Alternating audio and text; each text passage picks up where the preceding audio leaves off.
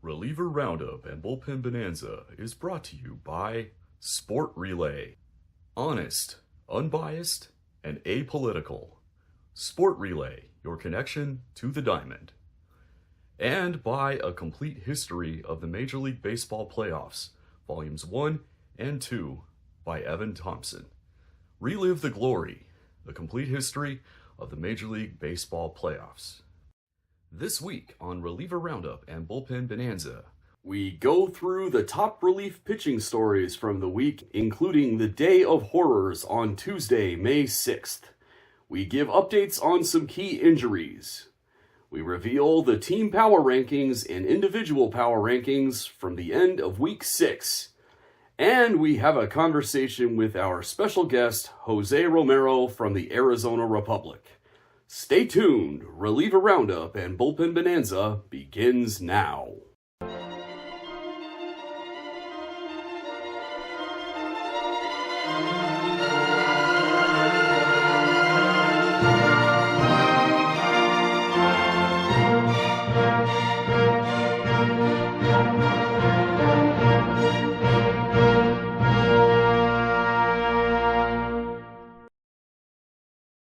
Hello again, everybody, and welcome to Reliever Roundup and Bullpen Bonanza.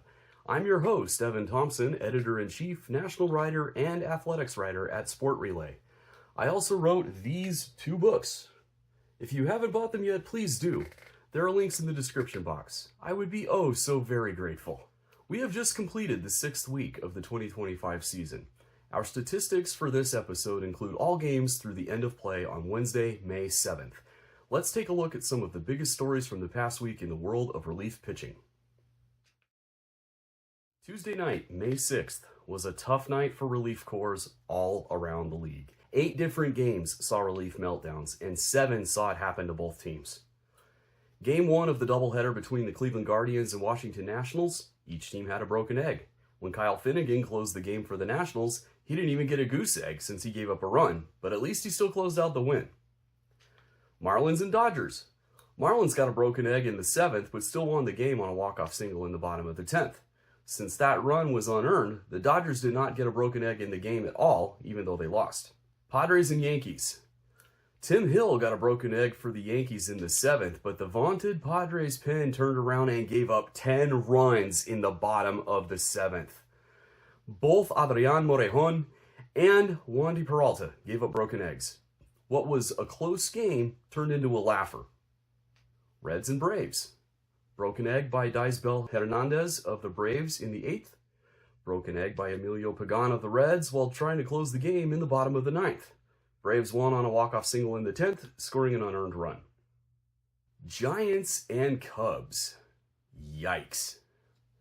It was a standard game until the 9th, when Giants closer Ryan Walker, ranked number 3 in the March and April rankings for National League closers, suffered a broken egg. Cubs closer Ryan Presley, ranked number 5 in the same rankings, did the same in the top of the 11th. But his wasn't just a broken egg, it was a broken carton of eggs. We're talking enough to make a good-sized omelet. He gave up 8 earned runs, 9 runs total, since the first run, the automatic runner, was an unearned run, without recording an out. The Giants won 14-5 in 11 innings. Guarantee you've never seen that score before and probably never will again. More about Ryan Presley. He threw 26 pitches, 15 for strikes. Thing is, 12 of his 15 strikes came because the batter hit the ball. Definitely the worst inning of Presley's career, and one he couldn't repeat even by accident. White Sox and Royals. White Sox had 2 broken eggs in the same game, one in the bottom of the 8th and one in the bottom of the 9th. The Royals won on a walk-off single by Bobby Witt Jr. We're not done. Blue Jays and Angels. Both teams had at least 1 broken egg, and neither had so much as 1 goose egg. One of the pitchers who suffered a broken egg was Blue Jays closer Jeff Hoffman, who was the number 2 closer in the American League for March and April. And finally, the Mariners and Athletics. They had a broken egg from Gabe Spire of the Mariners in the bottom of the 8th. Mason Miller was unavailable to close for the A's, so they used Tyler Ferguson, number 3 among AL setup men in March and April, but pitching for the 4th day in a row, to close. However, he also suffered a broken egg despite the inning starting well for him. Here's how the inning went. Strikeout, walk, single, plunk, 2-run single, sacrifice fly. 3 runs, all earned. Carlos Vargas comes in from the Mariners, pitches a scoreless ninth for a goose egg. Mariners win 5-3. Turning now to injury updates. In our last episode, we stated that the New York Mets lost both left-handed relievers on the same day. Middle reliever Danny Young to a sprained elbow, and setup man AJ Minter to a lat strain. We said we'd hopefully have an update this week. Well, we do, and it's not good. Both pitchers are done for the season as they need Tommy John surgery. So we wish them well and hope for a quick and full recovery for those two talented young men. On to the Angels, who placed left-handed middleman Garrett McDaniels on the 15-day IL May 3rd, retroactive to May 2nd, with biceps tendinitis. There is no timetable for his return. The White Sox placed left-handed middleman Fraser Ellard on the 15-day IL May 4th with a left lat strain. This is his second trip to the injured list this season, as he spent much of April on the injured list with a strained right hamstring. There is no timetable for his return either. On to the Dodgers, who have their own injury problems. The latest victim is right-handed setup man / closer Evan Phillips, who went on the 15-day IL May 7th with right forearm discomfort. On the positive side, the Padres activated right-handed middleman Sean Reynolds from the injured list Wednesday. He was recovering from a stress reaction in his right foot suffered during spring training. We will go through the team power rankings when we come back, including 4 teams that made massive jumps between last week and this week. Stay tuned.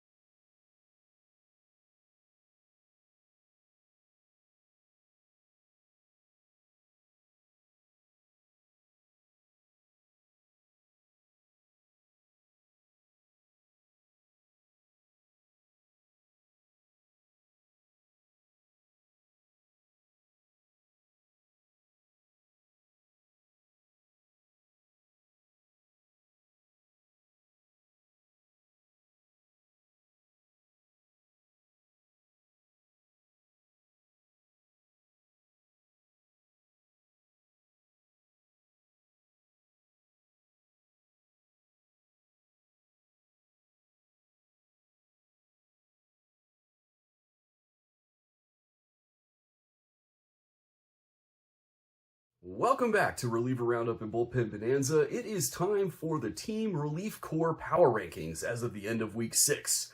Statistics run through the end of play on Wednesday, May 7th. They include every pitch thrown in relief by a player wearing their uniform, excluding position pitchers. This table shows the scoring breakdown. Teams are ranked in clutch, run prevention, base runner prevention, and command, weighted as shown. The final score determines the ranking. 0 means right at league average. Positive is better than average. Negative is below average. Each number is a percentage point. So a score of 100 means the team is 100% better than league average. A score of 50 is 50% better. A score of negative 50 is 50% worse, and so on. We will start with the number 30 team and work our way to number 1. American League teams will appear in red, National League teams in blue. The first number in parentheses after the team name is their rank within their specific league, National League or American League, as the case may be. The number after the comma indicates the change in their major league rank since our last episode. Here we go. Our first group is Pray for a Blowout Win. This includes two teams. At number 30 with a score of negative 26.6 is the Los Angeles Angels, who plummeted 9 spots.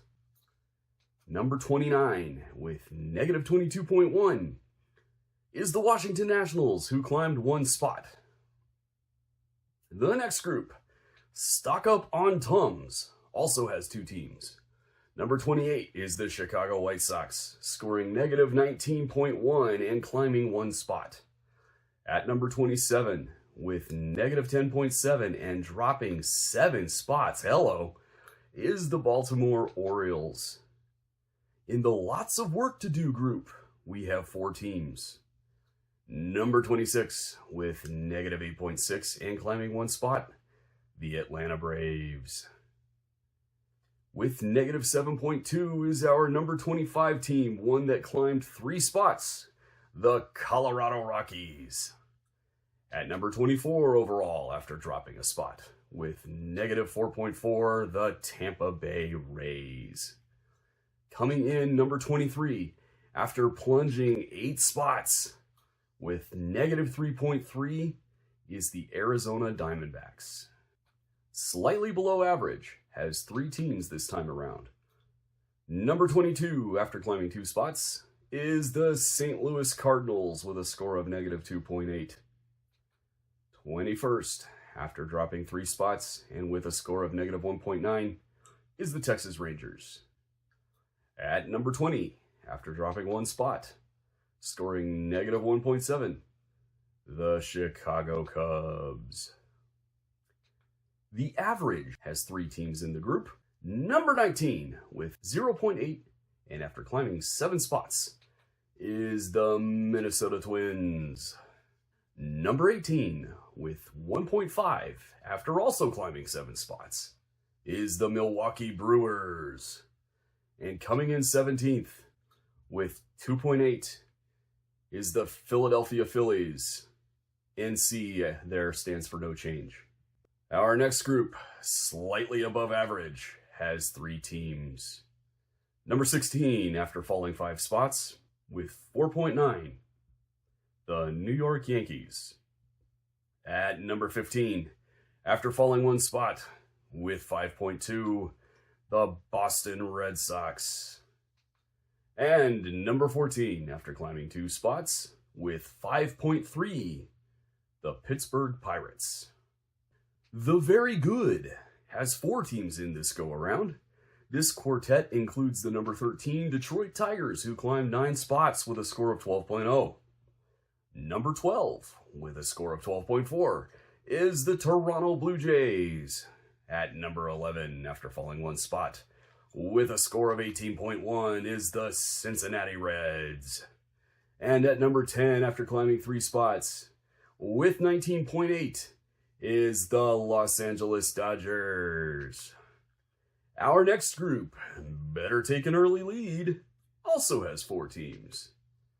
Number 9, after falling 4 spots, is the Cleveland Guardians with 34.9 points. At number 8, after falling 2 spots, is the Miami Marlins with 35.6. Number 7, after falling 4 spots, with 37.0, is the Athletics. And rounding out the group, at number 6, is the Houston Astros, who climbed 3 spots with a score of 38.1. This next group, the Elite, has 3 teams. Number 5, after climbing 2 spots, with 41.7, is the Seattle Mariners. Our number 4 relief corps, the San Diego Padres, fell 3 spots, chiefly due to their Tuesday nightmare in the Bronx, with a score of 47.5. Coming in 3rd after dropping 1 spot, with a score of 51.9, is the San Francisco Giants. And our top group, the Outliers, contains our final 2 teams, both scoring in the 60s. The number 2 team climbed 6 spots. With 64.6, the top relief corps in the American League this week, the Kansas City Royals. And number one, with 66.2, is the top relief corps in the National League, the New York Mets. The biggest gainers in this edition of the rankings are the Tigers, who climbed 8 spots, the Brewers and Twins, who each climbed 7, and the Royals, who gained 6 spots. The biggest drops came from the Angels, who fell 9 spots, the Diamondbacks, who fell 8, the Orioles, who fell 7, the Yankees, who fell 5, and the Athletics and Guardians, who each fell 4. We will be right back with our guest, Jose Romero. Stay tuned.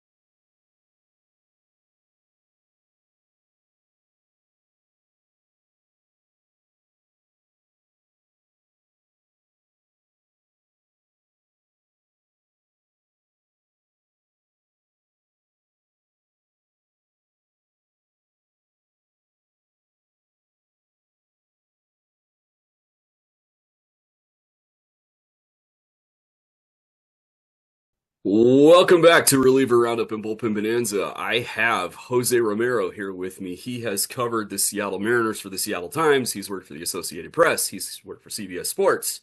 He taught at Arizona State University. He has covered the now dormant Arizona Coyotes. He has covered the Arizona Cardinals, and now he is one of the Arizona Republic's main guys to cover the Arizona Diamondbacks. Jose, welcome to the show. Peace and love, as Ringo would say. And you do a really good Lou Piniella impression, so let's hear one. Oh, wow. Right off the bat. Listen, Evan, this show is off the rails.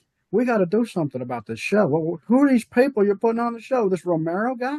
Who the hell is that? I mean, what are we going to do? What are you doing? Listen, we got a nice team, you know. We got Ichi, Boney, Olaroot, you know. We can hit. Anyway, thanks for the time, Evan. You're a nice guy. Hey, appreciate it, Lou. And you belong in the Hall of Fame. Maybe next time around. All right, back to being Jose and Evan. All right, so the Diamondbacks, for the first 3 weeks of the season, their pen was very good. But the writing was on the wall. And you saw it start to come unraveled in Miami. Go ahead and tell us more on that. Well, it felt to me, and Torey Lovullo, the manager, even kind of said it. You know, he was going all out to win that series. You know, he was going for the sweep. They got the sweep, but they really used a lot of guys. They used a lot of relievers.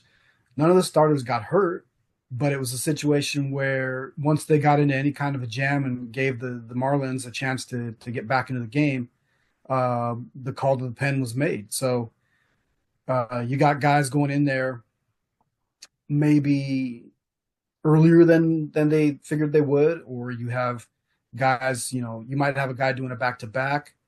And so at that point early in the season, you know, you're still trying to maneuver your bullpen around so that, you know, you're getting guys the rest early, knowing that down the stretch when you're you know, shooting for the playoffs, you might need these guys more back to back days. So but he went for broke. The manager, he was going to get that series win and get the sweep if he could, and that's kind of what led to it all. Yes, and the Marlins have been a very tough team to put away. They lead the majors in runs scored in the ninth inning. Were there any games there where that ended up coming into play?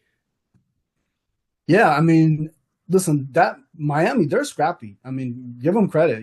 I think their record isn't as good now as it was at that point, but because they run into the Dodgers a couple times, but they're scrappy. They've got a bunch of young guys who are trying to make a name for themselves over there and being aggressive up there at the plate. And so I was pretty impressed with what I saw from the Marlins. I think they're headed in the right direction in terms of just the young guys getting experience and being better players down the road.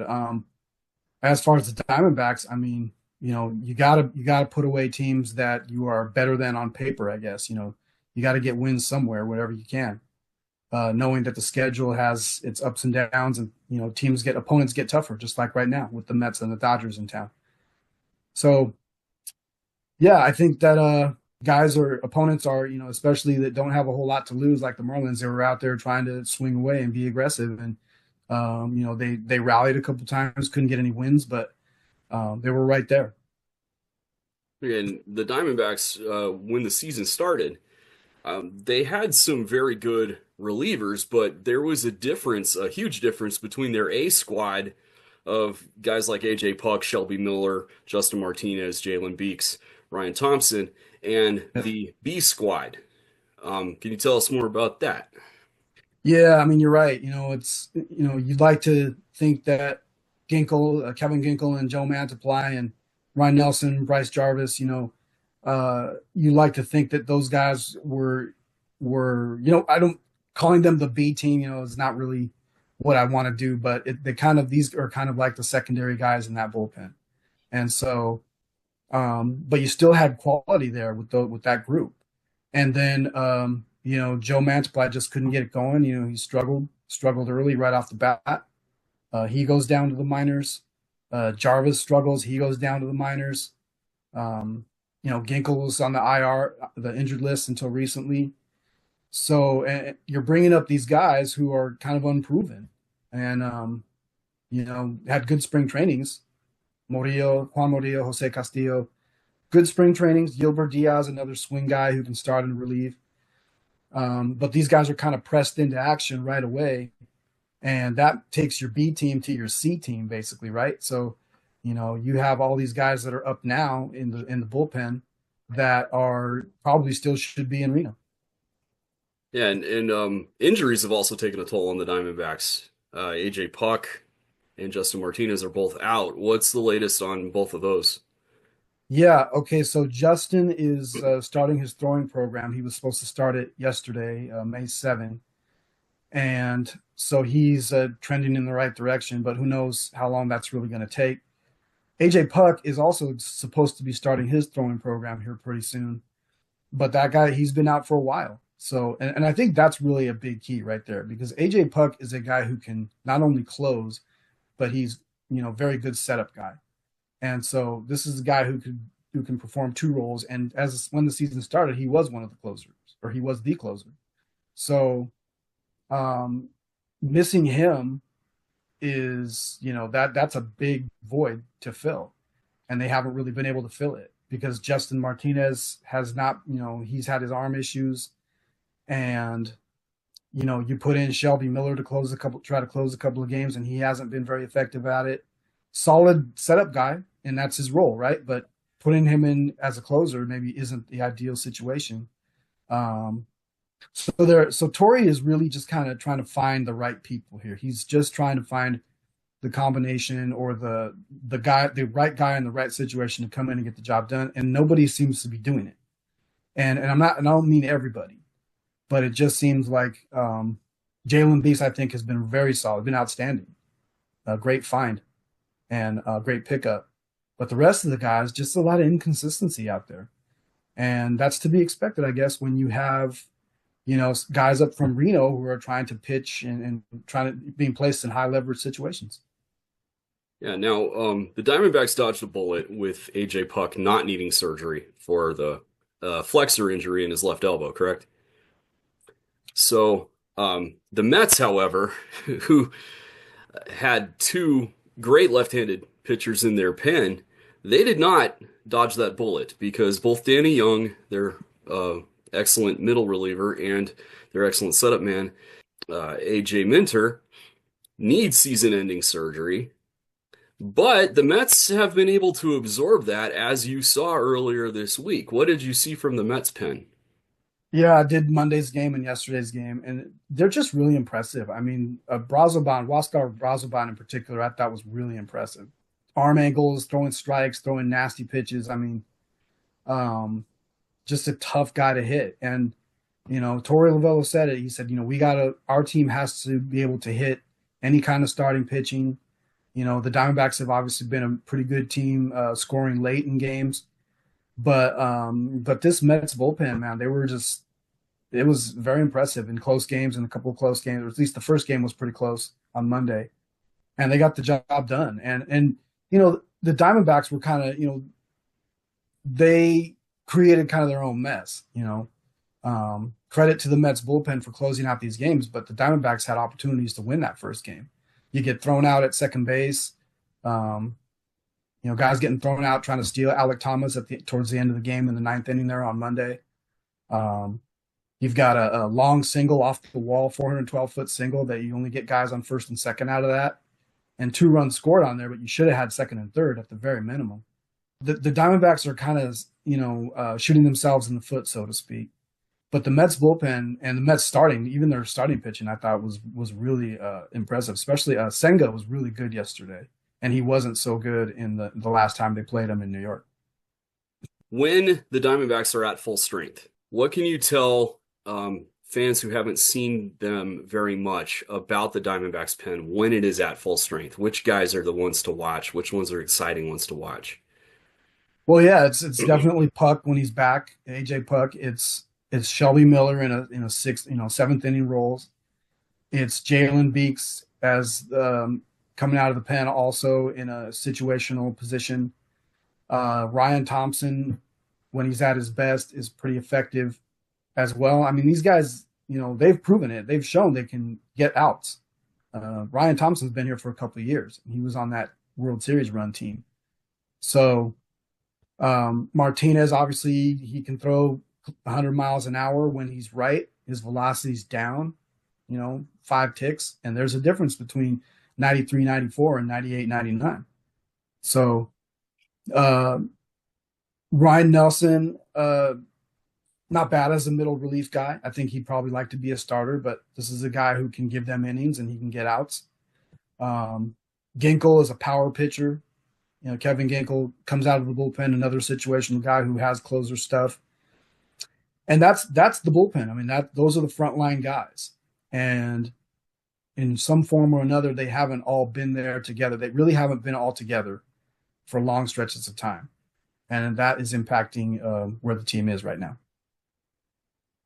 Well, hopefully for the sake of the Diamondbacks and their fans, they can get healthy and get all together again, because it sounds like when that is a fully armed and operational battle station, it's a very formidable one to face. Yeah. And you have to look at the starting pitching too. Like, one guy has thrown 7 innings, Zach Allen, just recently. And, you look at, even Brandon Pfaadt, who has 5 wins. And Merrill Kelly has pitched really well, but he's dealing with the hamstring leg cramps. But these guys, they're not pitching a lot of innings right now. Maybe that's by design. Maybe they're trying to keep them from really extending themselves until later on in the season.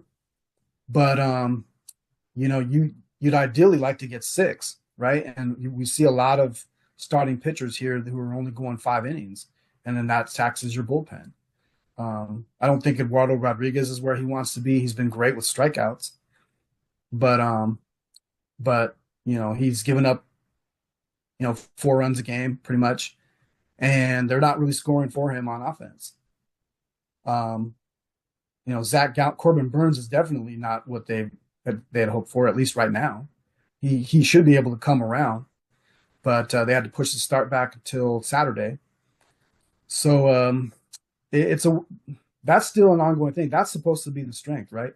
The relievers are just, we knew that they had a good bullpen, but the starting pitching was the one they were really counting on. And so far, neither of them have really kind of come together yet. All right. Well, Jose, thank you for being on the show. We would love to have you back again soon. It's much appreciated. enjoy the series here. The Diamondbacks are facing the Dodgers, and that should be quite a barn burner, as Keith Jackson would say. Well, the Dodgers have their own injury issues too, so this could be like an attrition type of thing where we'll see which teams fill-in guys kind of step up and fill and help their teams win. All right, well, thanks again, Jose. It was great having you here. Hope to see you back soon. Yes, sir. Thank you, Evan. Take care. You too. It is time for the individual power rankings. Statistics include every regular season game through the end of play on Wednesday, May 7th. To qualify for the rankings, there is a minimum of 9 relief appearances. A link to our ranking methods is in the description box below this video. First up is the American League middle relievers. Number 5 with 29.0 from the Boston Red Sox, Greg Weissert. Number 4 with 36.2 comes from the Detroit Tigers, Tommy Kahnle. At number 3 from the Houston Astros, scoring 39.1, Steven Okert. Number 2 with 42.7 from the Tampa Bay Rays, Garrett Clevenger. And number 1 for the second week in a row from the Minnesota Twins with 55.3, Danny Coulombe.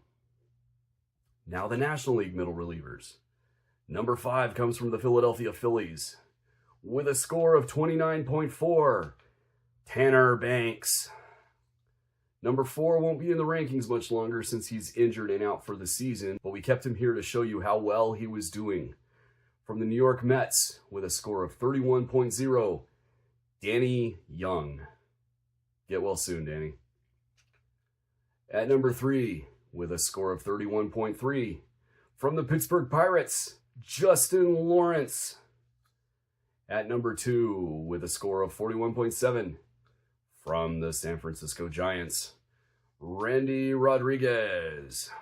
And number 1, from the Milwaukee Brewers, with 46.8, Nick Mears. Turning now to the American League setup men.